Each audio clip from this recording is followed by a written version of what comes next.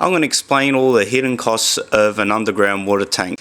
Okay, first of all, you need to dig a massive hole. There is a lot of extra soil. You can't reuse the soil because, say in the area that I live in, it's known to get a little bit wet, and if it gets wet, the tank tends to pop out of the ground. So you can't reuse that soil. First of all, you got to lay sand underneath and then dump it, the whole thing filled up with concrete. Where do you get rid of all this soil? You have to pay to get rid of this soil. 3 trucks had to come to remove the amount of soil that we dug out of our ground.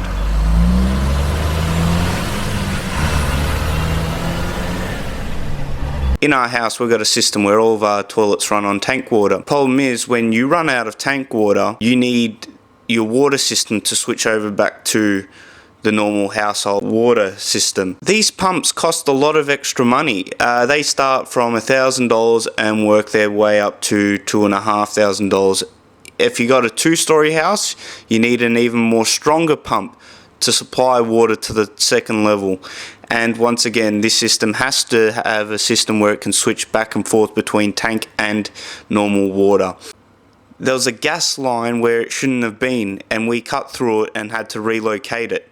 Okay, so some of the expenses is $3,600 for the tank, $900 for the pump, $800 for the concrete, $250 for the sand, $2,500 for the plumber to dig the hole, to install all the plumbing, the piping, the pump, and to do the concrete work, $1,000 to remove all the soil and the truck hire, $400 to relocate the gas line.